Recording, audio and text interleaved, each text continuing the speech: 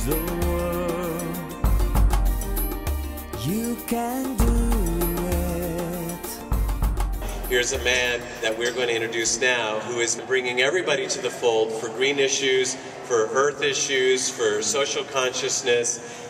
He is the founder of Green to Gold incubators all over the world, and they started here in Santa Barbara. And he is also one of the founders of Earth Day. And so we'll also talk about a couple other things that Alan has done. But let's bring him up. It's Alan Tratner.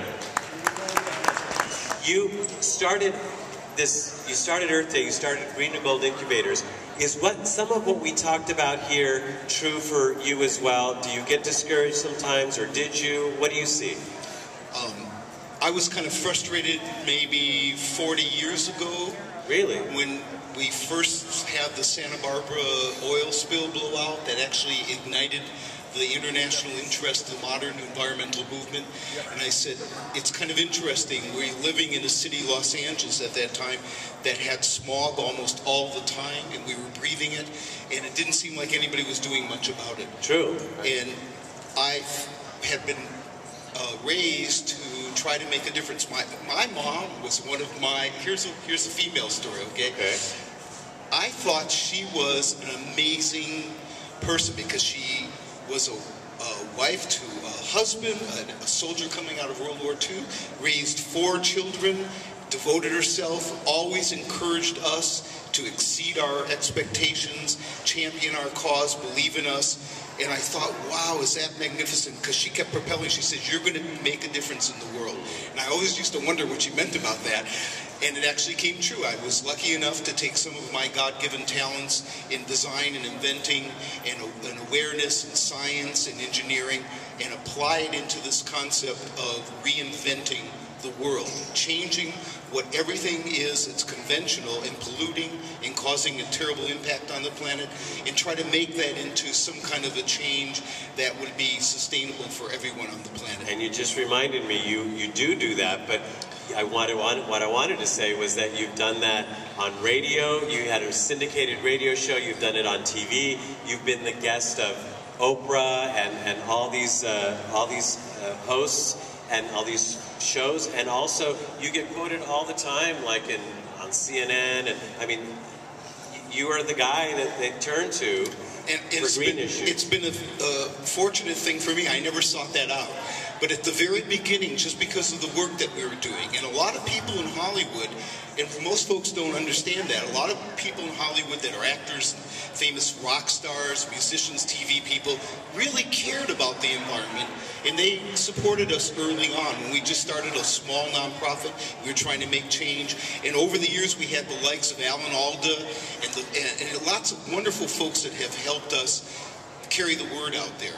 And the most important thing I have to understand is that we're an inventive species. We live in this technological civilization because we're inventive. That's what separates us from all the other species on spaceship Earth. And I think that we have the chance. We invented ourselves into the mess. I think we can invent ourselves out of the mess. And that's why I believe sustainable entrepreneurship is going to lead to a utopia for the planet.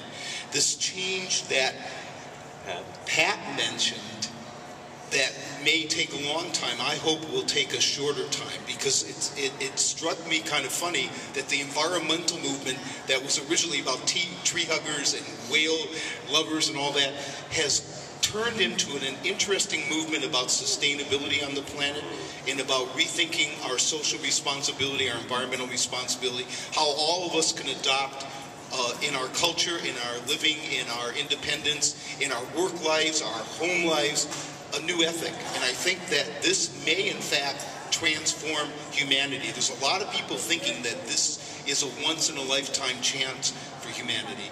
And it's a positive thing. It's a very powerful, positive thing.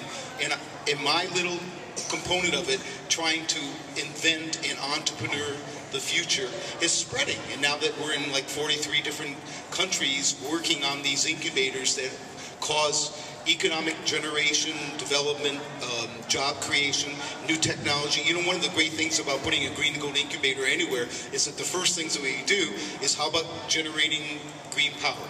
How about making yourself renewable? How about you identifying indigenous resources, both intellectual and real natural resources, and doing them and being a husband to that and taking care of all those resources and make a difference in the community, and that's what we're doing.